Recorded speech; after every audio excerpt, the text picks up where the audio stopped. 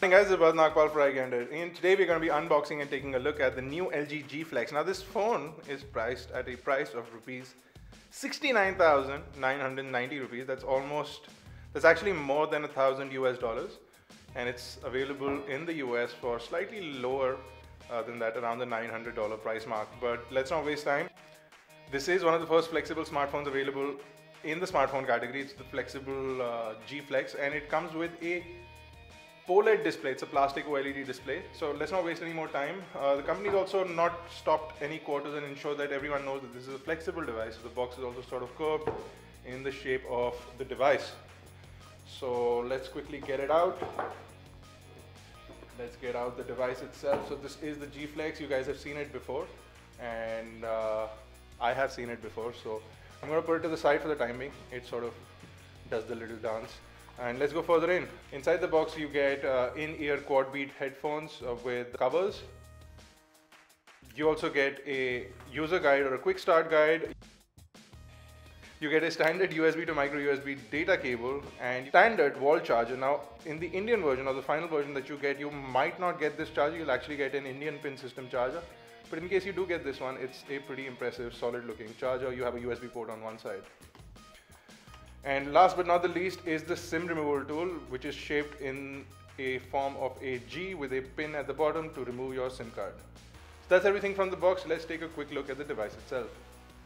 So it comes with a bunch of plastics on the case or the body over here, so I'm going to try and get rid of those quickly. Plastic at the back. The plastic in the front, I'm going to leave that one on. It looks like a screen protector, so I'm going to leave that one on. There's an additional sort of screen protector for the back as well. I'm going to get rid of that. And there are these tiny plastic sort of things on the bezel as well. So let's quickly power on this device, and while I am powering on the device, I'm going to give you the specs as well. So the front of this LG G Flex is a curved plastic OLED display. It has a 1280 by 720p display with a 245 pixel per inch pixel density. You do also get Corning Gorilla Glass, or I don't know if it's glass or plastic, but that's what it says on the spec. So you get Corning Gorilla Glass, and you also get a Qualcomm Snapdragon 800 chipset on the inside, 2.26 gigahertz. You also get Adreno 330 on the GPU.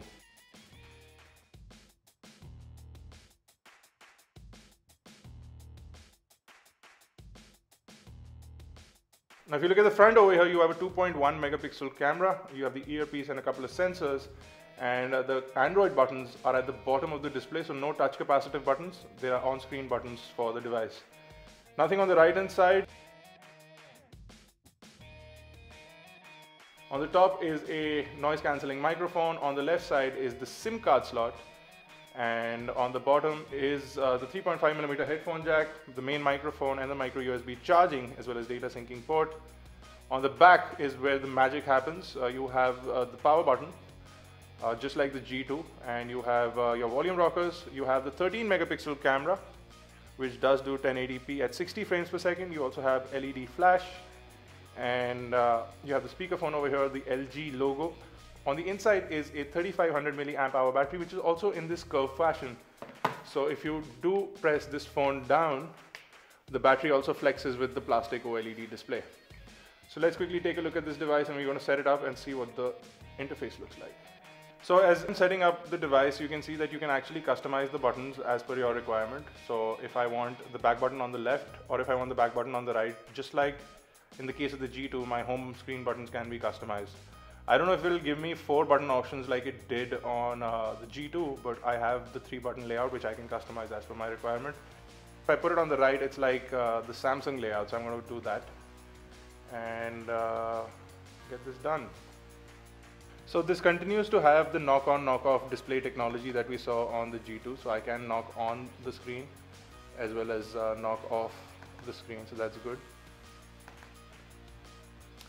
This is the sort of display that they had for the weather application, so I can move up or down to sort of control the lock screen wallpaper as well. If I unlock the device, this is the Optimus UI as LG calls it. It also moves in a curved fashion, so I have a lot of curves going on apart from the screen itself. You can pinch out, choose your home screen, get your sort of slides from the top, so you have your notification panel and your quick launches or your quick slide. Okay, so you can see this is the notification panel. I can pull it down and look at my quick launches over here. I can also adjust the brightness or the ringer volume. I can also jump into quick volume settings, and I can also jump into full settings for the device. And since I'm here, I'm going to jump into About Phone and take a look at the software information. It is running Android 4.2.2, which is Jelly Bean, so no information or updates for KitKat, and we don't know if they'll ever come out.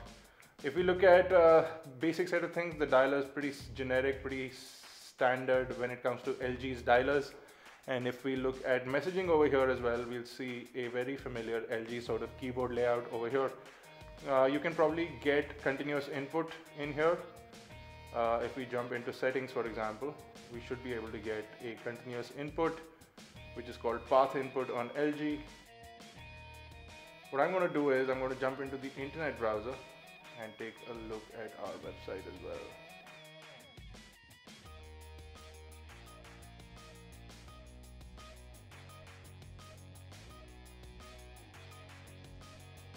There it goes, it loads up the website pretty nicely. I can see great viewing angles, and scrolling also seems to be fairly fast. Facebook just bought WhatsApp, so that information is in there as well. Pinching in, pinching out is good, and I can also convert from portrait to landscape. I get this curved sort of layout, which is also good, looks nice. I can again pinch in, pinch out. So very smooth, very responsive in the browser, in the beginning at least. Come back here, let's take a look at a video on YouTube, and let's load up the Moto G review. People seem to like that one.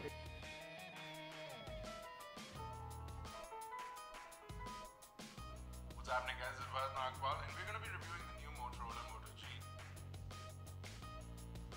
Motorola Moto G is set to come to India on the 5th of February. Pricing is still unknown, but we expect it to come into the market for around the 15,000 price mark.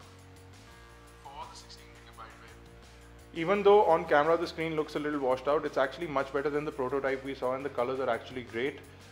Viewing angles on this are also brilliant compared to the pre-production model that we saw, and this device seems to be doing just well.